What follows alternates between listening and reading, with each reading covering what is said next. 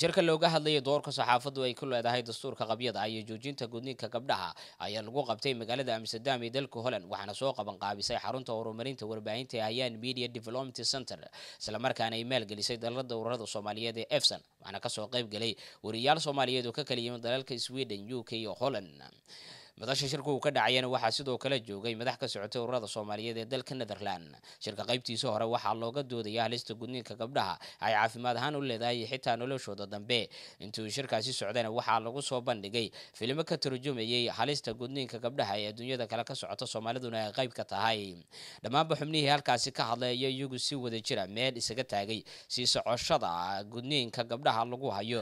haddii aan efsanahay horta gudniinka wax noo fiican ma ah waa isla garanay aan usoo qaato maamulkeena dhallinyaradeena cusub markaa maamulka noola dhiibay waxaa jirta wax aa u baahannahay annaga soomaalideena dhexdeena xataa integration waa ognahay gudniinka inuu xanuun yahay laakiin marka aad maamul haysid waa inaa maamulkii aad niyadaada ay ka timaadaa. su-aashaan isweydiina waxay tahay dadka inaan u sheegna keliya ma aha gudniinka xanuun buu leeyahay. dowladdii Netherland way nala garatay way nala garab taagan tahay sharci ahaan. runtii waa garan kartaan dadkeena Soomaalida badanaa waxay u badan yihiin dad miyiga 50% intii ka badan dhakhtar mala taatana malaha macna caafimaad mala waa garan kartaan gabar yar oo taatana lagu durin muxuu ahaa macna aan lagu dirina suuxiso dhibaatada ay keeni karta xanuun aad u fara badan. dad badan ayaa hataa u dhintay dhiig bax infection kaadida oo ku xishoonta dhibaatooyinkiisa lama soo waa dhibaatooyinka ugu horeeya oo gabadha markii la gudo intaas ayaa macnaha gabadha dhibaatooyinka ugu waaweyn ay tahay. nin Dr. Xaddi la yiraahdo ku takhasusay xanuunada haweenka ayaa meel arintan lagaga sheekeysanayo ayaa waxaan aad uga helay sida sharaxaadda ee kooban ee uga warramay dhibaatada arintan leedahay. wuxuu yidhi waxay la mid tahay oo tusaalaha ugu wanaagsan aan anu ka bixiyaa uu yahay buu yidhi haddii ilkaha lagaa guro oo dabadeedna afkana inta badan lagaa xidho sidaad noqonaysaa buu yidhi. markaa tilmaanta ugu wanaagsan aanu ka bixiyaa buu yidhi waxa weeye qof ilkihiina laga guray dabadeedna afkiina loo baneeyey Hayaan Media ahaan waxaan diyaar u nahay inaan qayb weyn ka qaadano sidii Soomaalida loo gaarsiin lahaa inay iska dhaafaan caadadan xun. waxaan diyaar u nahay inaan EFSAN kala shaqeyno inaanu baahino arintan sidii loo soo afjari lahaa.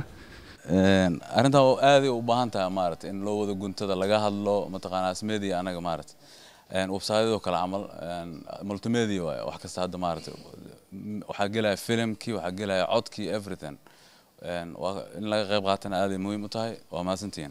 gabdhaha Soomaaliyeed maxoola sawdad maxaa godobta looga galay gankooda bir lagu gooyaa gudniinka lixaad ka gabay firka dhigay caada aan go'ayn.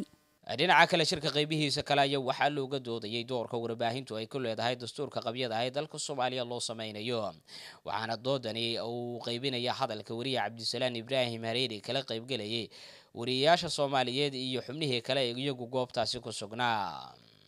Soomaaliya waxay leedahay mataqaanaa sharci effective ah oo quseeya mataqaanaa media lowga artikelada aan soo sheegnay ku qorana waxay u baahan yihiin in dib loo hagaajiyo ama la ballaariyo oo la qodobeeyo.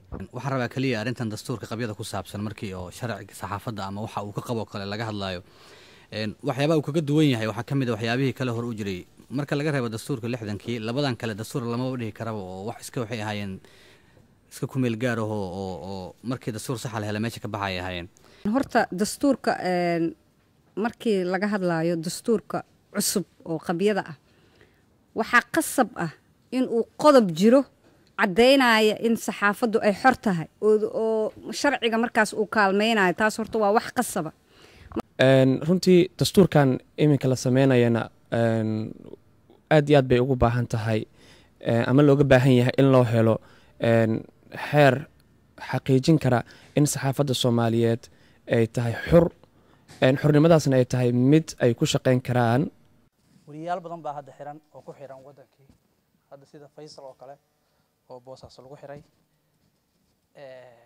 qofka markii la xirayo waa in la helaa garsoor marka taasna waxaan dadka kula dardaarmayaa in lagu qeexo axdiga ku meel gaarka ah arrintaas. hay-adda hayaan media development center ayaa had iyo jeer waxay soo qaban qaabisaa kulamada noocan oo kale ah looga doodayo waxyaabaha muhiimka u ah bulshada Soomaaliyeed. Cabdiweli Ibrahim Garyere, Universal TV, Amsterdam.